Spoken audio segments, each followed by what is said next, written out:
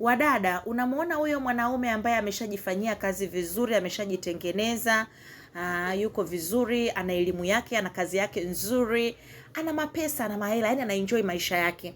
Anakuja kwako wewe dada ambaye ndio kwanza labda ndio unaanza chuo, huna maisha. Yani huna maisha. Hata kama ndio umemaliza shule uko hapo, huna maisha. Anakwambia anakupenda sana, anakudanganya. My dear, most of them hawa watu huwa ni waongo.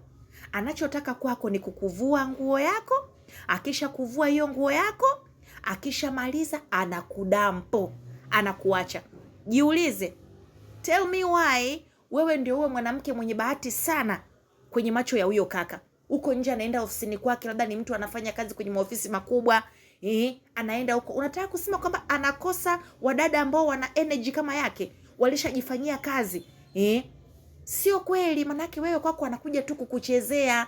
Anataka tu kwa sababu wewe tayari ni mwanamke ambaye una tamaa na uko cheap.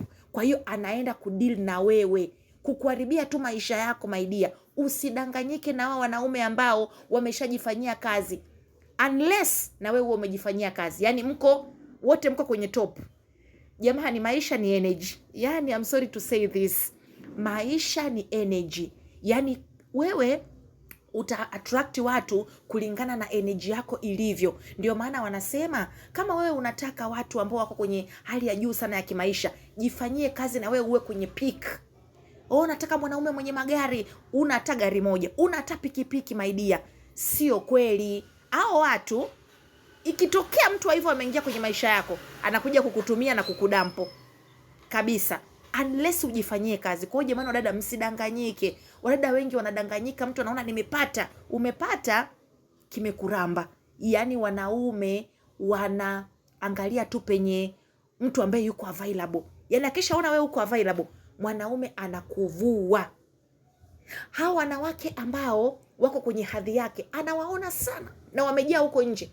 Lakini wale wanawake wako ni my expensive ladies, walishajifanyia kazi, wanajua nini wanataka kwenye huu ulimwengu. Kwa hiyo hawawezi tu kucheza ovyo na kila mwanaume. Sasa kina mwana fulani, kina wewe sasa ambao hujajifanyia kazi, upo kama haupo, my dear. Wewe ukiona tu mwanaume ana gari, unaona yes, maisha ndio haya. My dear, kitakuramba. Kimeisha ramba wadada wengi sana. Yani jifanyie kazi mdada, acha tamaa. Huo ni ugridi. Acha tamaa. Unapoona mtu ana vitu vyake, jua kabisa ametafuta, alivitafuta, na wakati anavitafuta alikuwa na watu, alikuwa na wanawake kama wewe. Kwa hiyo my dear, tuwe makini. Yani wadada wameshapigwa na vitu vizito huku nje. Mtu mpaka anakuzalisha na watoto, au mtu anakuzalisha mpaka na mtoto anafika mwisho, anafika sasa to the point tayari ameshakuona umeshaanza kuchoka na watoto, anakutimulia mbali. Wadada jamani, tuamke na tujifunze kupitia wengine. Haya mambo tunaona yanatokea wengine, hata sisi yanaweza kututokea. Ni kuchukua tahadhari mapema kabla ya hatari. Ukiona mwanaume amejifanyia kazi, muogope kama ukoma. Wanawake tujifunze kuogopa wanaume waliojifanyia kazi kama ukoma. Kuta mwanaume ana mali zake, my dear, muogope, msaluti tu.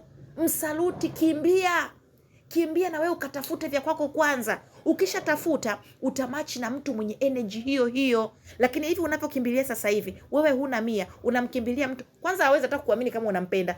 Automatically atajua kabisa umefuata vitu vyake. Yani wewe imagine una 100, alafu una jump kwa mtu mwenye kila kitu. Automatically hata kama unampenda kiasi gani, my love, ataona kabisa humpendi, umependa mali zake, na yeye atakutreat tu kama mtu ambaye ni gold digger.